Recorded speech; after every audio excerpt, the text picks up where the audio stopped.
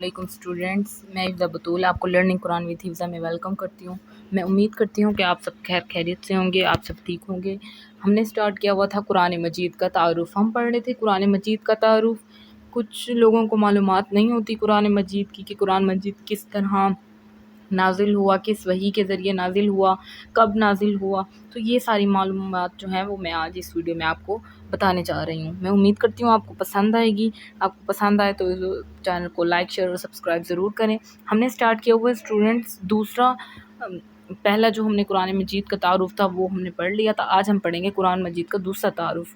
آپ اس کو غور سے سنیں تاکہ آپ کو پتہ چلے کہ قرآن مجید کس طرح نازل ہوا، کس وحی کے ذریعے، کس نبی پہ نازل ہوا، اور آگے بھی شیئر کریں۔ سٹارٹ کرتے ہیں۔ اعوذ باللہ من الشیطان الرجیم، بسم اللہ الرحمن الرحیم۔ دوسرا تعارف قرآن مجید کا نزول۔ رسول اللہ صلی اللہ علیہ وآلہ وسلم پر 17 رمضان 610 ہجری پیر کے دن، پیر کہتے ہیں سوموار کو، پیر کے دن مکہ مکرمہ کے ایک پہاڑ کے غار ہرا، مکہ مکرمہ میں ایک پہاڑ ہے جس کا نام ہے غار ہرا، اس میں آپ صلی اللہ علیہ وآلہ وسلم میں وحی نازل ہوئی اور وہاں پر یہ قرآن پاک کی آیتیں نازل ہوئی۔ غار ہرا میں وحی نازل ہونا شروع ہوئی۔ غار ہرا کے اندر آپ صلی اللہ علیہ وآلہ وسلم پر وحی آتی تھی اور وہاں پر آپ صلی اللہ علیہ وآلہ وسلم پر قرآن مجید کی کچھ کر کے، تھوڑی تھوڑی کر کے آیتیں نازل فرمائی گئی، اللہ تعالیٰ نے نازل کی، جہاں جبرائیل علیہ السلام ان کے پاس یہ آیتیں لے کر اترے۔ کون سی آیتیں ہیں وہ میں ابھی پڑھ کے بتاؤں گی، میں نے ہائی لائٹ کی ہوئی ہیں کچھ، یہ دیکھیں۔ اب سب سے مین ہائی لائٹ یہاں پر میں نے کیا ہوا کہ بعض لوگوں کو پتہ نہیں ہوتا کہ قرآن پاک کب نازل ہوا۔ 17 رمضان 610 ہجری پیر کے دن کہاں پر نازل ہوا؟ مکہ مکرمہ میں، اور ایک پہاڑ جس کا نام ہے غار ہرا، اس میں وحی آنا شروع ہوئی، جہاں پر جبرائیل علیہ السلام، اب کون لے کے آتا تھا؟ جبرائیل علیہ السلام آپ کے پاس آیتیں لے کر نازل ہوئے۔ وہ آیتیں کون سی ہیں؟ سٹارٹ کرتے ہیں۔ بسم اللہ الرحمن الرحیم، اقرأ باسم ربک، اقرأ باسم ربک، بسم ربک الذی خلق، خلق الانسان من علق، اقرأ وربک الاکرم، الذی علم بالقلم، علم الانسان ما لم يعلم، اقرأ باسم ربک الذی خلق، خلق الانسان من علق، اقرأ وربک الاکرم، الذی علم بالقلم، علم الانسان ما لم يعلم۔ یہ تھی اسٹوڈنٹس کچھ آیتیں جو حضرت جبرائیل علیہ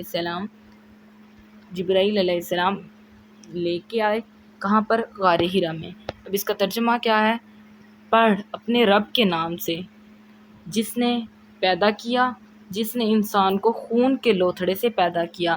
یہ ہے اسٹوڈنٹس اس آیت کا ترجمہ جو میں آپ کو بتانے جا رہی ہوں کہ پہلی آیت کا ترجمہ کیا ہے؟ پڑھ اپنے رب کے نام سے جس نے پیدا کیا، یعنی کہ جس نے انسان کو پیدا کیا، کس چیز سے پیدا کیا؟ وہ ہے جس نے انسان کو خون کے لوتھڑے سے پیدا کیا۔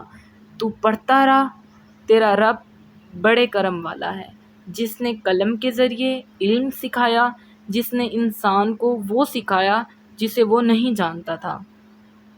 اس طرح رسول اللہ صلی اللہ علیہ وآلہ وسلم پر قرآن مجید کی یہ آیتیں سب سے پہلے نازل ہوئی۔ اب جو سب سے پہلے غار ہرا میں قرآن مجید کی آیتیں نازل ہوئی وہ یہ ہیں جن کا ترجمہ میں آپ کو بتا چکی ہوں۔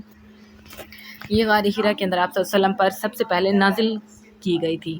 ٹھیک ہے اسٹوڈنٹس، اب آگے ہے، انہیں لے کر رسول اکرم صلی اللہ علیہ وآلہ وسلم لرزاں و ترزاں اپنے اہل خانہ کے پاس واپس تشریف لائے اور اپنی شریک حیات ام المومنین حضرت خدیجہ بنت خویلد سے پورا واقعہ بیان کیا، یعنی کہ ان کے اوپر ایک کیفیت طاری ہو گئی۔ وہ یہ اسی کیفیت کے ساتھ اپنے اہل خانہ کے پاس آئے اور انہیں سارا واقعہ بتایا کہ کس طرح ان پر یہ آیتیں نازل کی گئی ہیں، اور فرمایا اور ان سے یہ بھی فرمایا کہ مجھے اپنی جان خطرے میں نظر آ رہی ہے، تو انہوں نے آپ کو تسلی دیتے ہوئے فرمایا ہرگز نہیں، اللہ کی قسم، اللہ آپ کو کبھی رسوا نہیں کرے گا، اس لیے کہ آپ صلہ رحمی کرتے ہیں، سچی بات کہتے ہیں، کہ حقیقی یا معنی بوجھ اٹھاتے ہیں، مہمان نواز ہیں اور حق کی مصیبتوں میں مدد فرماتے ہیں۔ یعنی کہ آپ صلی اللہ علیہ وسلم کی یہاں پر صفات بتائی گئی ہیں۔ سب سے پہلے کیا تھی؟ آپ صلہ رحمی کرتے تھے، آپ سچی بات کہتے تھے، آپ بوجھ اٹھاتے تھے، مہمان نواز تھے، اور آپ حق کی مصیبتوں میں مدد فرماتے تھے۔ پھر آپ صلی اللہ علیہ وسلم کو ورقہ بن نوفل کے پاس لے گیا، جو دانا اور بصیرت مند تھے، دانا یعنی کہ عقل مند تھے اور بصیرت مند تھے۔ ان سے فرمایا چچا جان، اپنے بھتیجے کی بات تو سنیں۔ پھر جب رسول اللہ صلی اللہ علیہ وآلہ وسلم نے آپ صلی اللہ علیہ وآلہ وسلم کے ساتھ جو کچھ پیش آیا وہ انہیں بتایا، تو ورقہ بن نوفل نے آپ صلی اللہ علیہ وسلم سے فرمایا کیا یہ وہی ناموس؟ اب ناموس کیا ہوتا ہے وہ اسٹوڈنٹس میں آپ کو بتاؤں گی، فرشتہ وہی ہوتا ہے۔ ناموس کے بارے میں بھی میں آپ کو بتاتی ہوں، جو حضرت موسیٰ علیہ السلام کے پاس نازل ہوا تھا۔ کاش کہ میں اس وقت تک توانا رہوں، کاش کہ میں اس وقت تک زندہ رہوں جب آپ کی قوم آپ کو نکال دے گی۔ رسول اللہ صلی اللہ علیہ وسلم نے فرمایا کہ کیا وہ مجھے نکال دیں گے؟ ورقہ بن نوفل نے فرمایا کہ ہاں، جب بھی کوئی شخص وہ پیغام لے کر آیا جو آپ لے کر میرے پاس آئے ہیں تو اس سے دشمنی کی گئی، اور اگر میں آپ کا وہ دن پالوں تو میں آپ کی بھرپور مدد کروں گا۔ اور اس ملاقات سے تھوڑا وقفے بعد ورقہ بن نوفل کا انتقال ہو گیا، وفات پا گئے۔ قرآن مجید گزشتہ انبیاء کی کتابوں کی طرح پورا ایک ساتھ رسول اللہ صلی اللہ علیہ وآلہ وسلم پر نازل نہیں ہوا، بلکہ 23 سالوں کی عمر میں یا عرصے میں 23 سالوں کے عرصے تک تھوڑا تھوڑا اترتا رہا، کبھی پوری صورت تو کبھی آدھی۔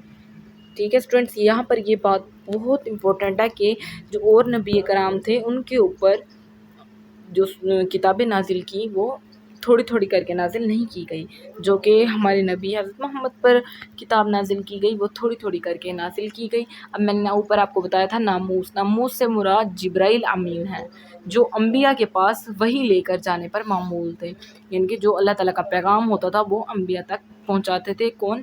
جبرائیل امین۔ انہیں کیا کہا گیا ہے یہاں پر؟ ناموس۔ تھوڑی تھوڑی نازل ہوتی تھی تو کبھی ایک سورت کی چند آیتیں۔ قرآن مجید کے تھوڑا تھوڑا نازل ہونے کے پیچھے یہ حکمت رہی تھی کہ وقتاً فوقتاً وحی لے کر جبرائیل علیہ السلام کے نزول کے ذریعے آپ کو دلجمی تقویت اور مدد حاصل ہو، تاکہ اس طرح آپ صلی اللہ علیہ وسلم دور نبوت کے آغاز سے ہی مشرکین کی روگردانیوں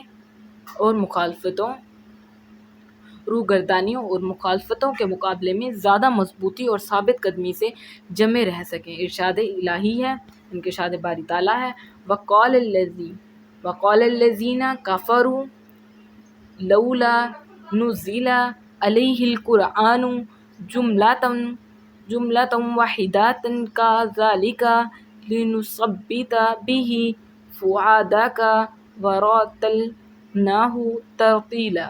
اب اس کا ترجمہ کیا ہے اسٹوڈنٹس؟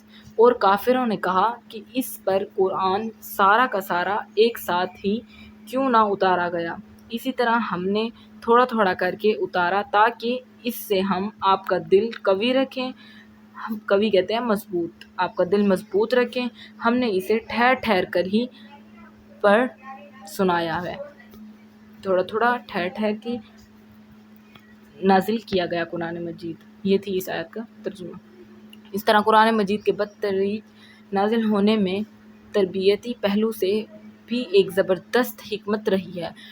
وہ اپنے اہل ایمان کو دینی احکام سے روشناس ہونے اور ان پر عمل کرنے میں تدریج کی سہولت عطا کرنا، تاکہ وہ بآسانی اسے جانیں اور سمجھ لیں۔ اس لیے تھوڑی تھوڑی آیت نازل کی تاکہ اسے آسانی سے سمجھا جائے اور مشرکین کے خلاف مدد مل سکے۔ اور جہالت اور کفر و شرک، اب کفر اور شرک اس کا کیا مطلب ہے، یہ میں پہلے ویڈیو میں بتا چکی ہوں کہ کفر و شرک سے کیا مراد ہے۔ کفر و شرک کے جن اندھیروں میں وہ تھے انہیں وہاں سے نکال کر بتدریج ایمان، توحید اور علم تک لایا جا سکے۔ اب توحید سے کیا مراد ہے، کفر و شرک سے کیا مراد ہے، یہ میں اپنی پہلی ویڈیو میں آپ کو بتا چکی ہوں، پہلے جو ویڈیوز بنائی ہیں آپ جا کے وہاں پر ضرور دیکھیں۔ یہ تھی ہماری آج کی چھوٹی سی ویڈیو جس میں ہم نے قرآن مجید کا نزول، سب سے پہلی ویڈیو تھی ہماری تعارف پہ، پھر نزول پہ، اب تیسری جو ہوگی وہ تدوین قرآن پہ۔ ٹھیک ہے اسٹوڈنٹس، میں امید کرتی ہوں آپ کو پسند آئے گی۔ یہ بہت ضروری احکامات ہیں جو لوگوں کو اکثر نہیں پتہ ہوتی، تو میں امید کرتی ہوں آپ بھی اسے پڑھیں گے اور دوسروں تک بھی شیئر کریں گے تاکہ ہر انسان قرآن پاک کے بارے میں معلومات حاصل کر سکے۔ تب تک کے لیے اگر آپ کو یہ ویڈیوز پسند آئیں تو چینل کو لائک، شیئر اور سبسکرائب ضرور کریں۔ تب تک کے لیے خدا حافظ۔